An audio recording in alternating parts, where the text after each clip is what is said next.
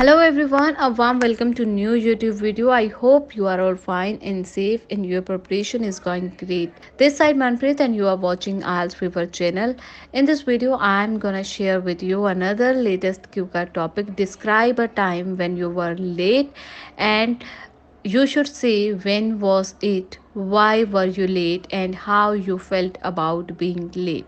In this video, I am gonna share a simple answer along with the follow-up question. So stay tuned with me, and if you are visiting for the very first time, then please do subscribe and please press the bell icon for more updates. Let's get started. Simple answer of this question is there was a time when I was late for an important meeting at work.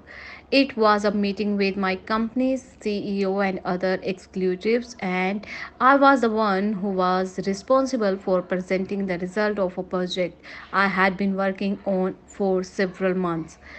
I woke up that morning feeling great and ready for the meeting, but as soon as I left the house, I realized I had forgotten my laptop.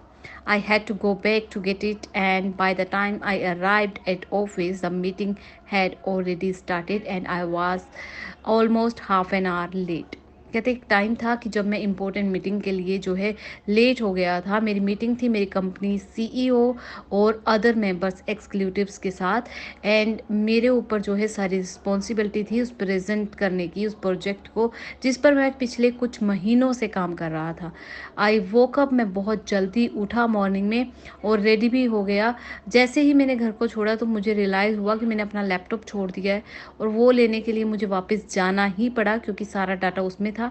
So office पहुंचते पहुंचते मैं जो है late हो चुका था और इसमें ऑलमोस्ट हाफ एन आवर गया। I felt terrible about being late. I was worried about how the CEO and other executives would perceive me and that I would have to face some serious consequence. कहते कि मैंने बहुत बुरा feel किया कि मैं late आया हूँ। मुझे ये भी टेंशन थी कि क्या सोचेंगे CEO and other members, meeting members, और क्या इसका रिजल्ट जो है वो रहने वाला है। I was also worried that my presentation would be a disaster and would have let down my team and the company.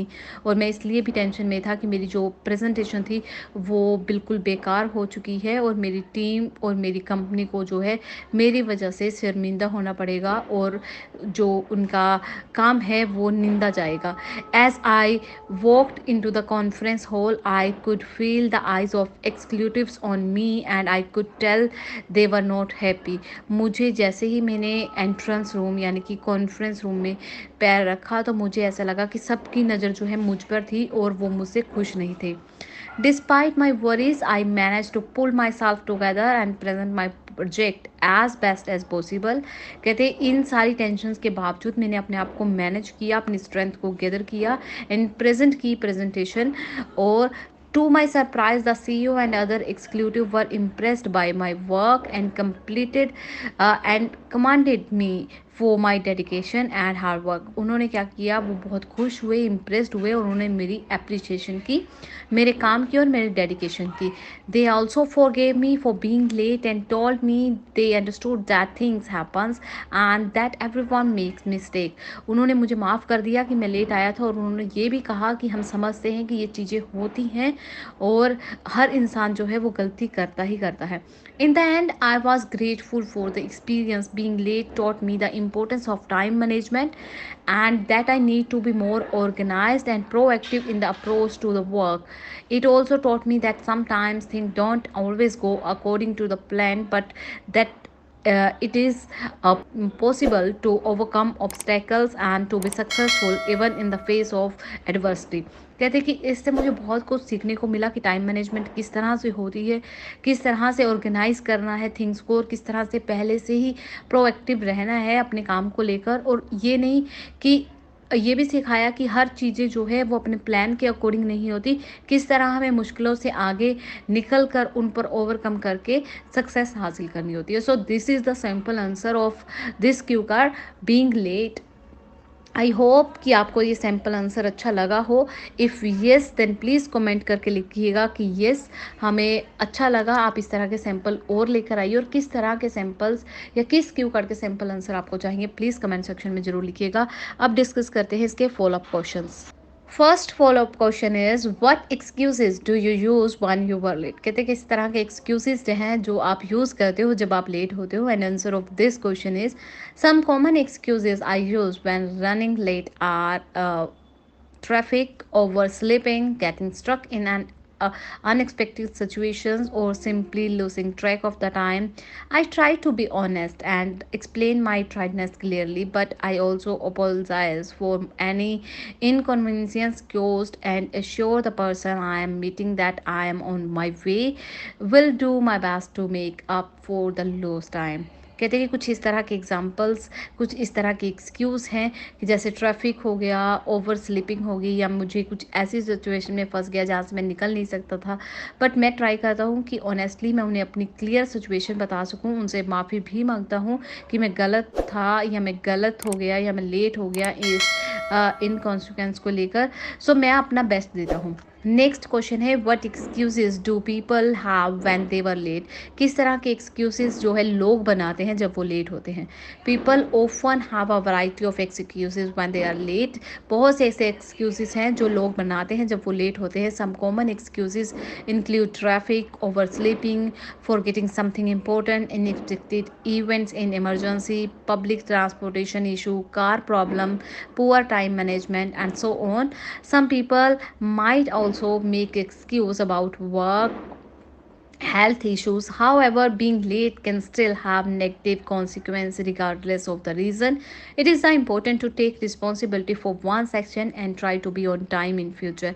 कहते हैं कि बहुत से ऐसे एक्सक्यूज़ हैं जो लोग बनाते हैं, इसका हमेशा जो है नेगेटिव कॉन्सिक्वेंस यानी कि नेगेटिव रिजल्ट ही रहता है।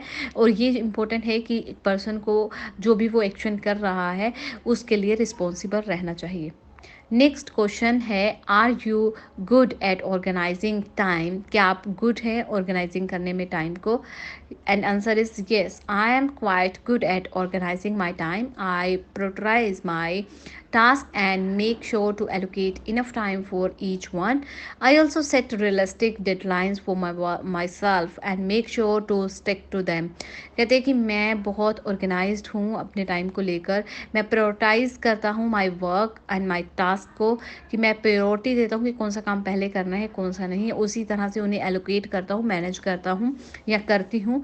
और डेडलाइन जो है डिसाइड करती हूँ कि मेरी इतनी डेडलाइन है, और फॉलो करती हूँ कि उसी पर मैं स्टिक रहूँ। I try to avoid procrastination and focus on the most important task first. By being organized and efficient with my time, I am able to get more done and feel more in control of my day. This helped me to reduce my stress and to feel my more productive and fulfilled. कहते हैं कि मैं कोशिश करता हूँ कि कोई भी ऐसा काम जो है मेरे काम में अड़चन ना डले, मैं पूरा फोकस रहूँ। और मैं ये कोशिश करता हूँ कि मैं अपना काम इफ़ेक्टिवली कर सकूँ, और इससे क्या होता है कि मेरा पूरा दिन मेरे जो है कंट्रोल में रहता है, और इससे मुझे स्ट्रेस कम होता है, और मैं बहुत ज़्यादा प्रोडक्टिव यानी कि मैं जितना अपनी प्रोडक्टिविटी दे सकता हूँ उतनी देता हूँ, और मैं फुलफिल्ड रहता हूँ।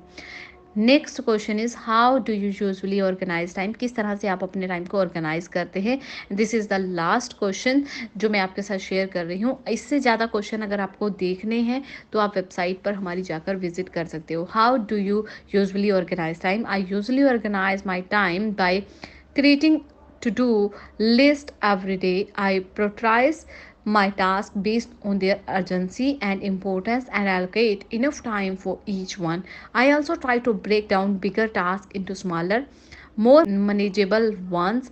I use calendars reminders to keep track of deadlines and appointments. I also make sure to set aside some time for self-care, leisure activity to avoid burnout. By following this routine, I am able to stay organized and on top of my responsibilities. And this is the end of this video. I hope you like this video. आपको simple answer and follow up answer पसंद आए होंगे। If yes then please comment करके appreciate ज़रूर कीजिएगा। इसके साथ साथ कौन से क्यू कार्ड के आपको सैम्पल आंसर चाहिए वो भी ज़रूर बताइएगा। Thank you for watching this video. Keep loving and keep supporting.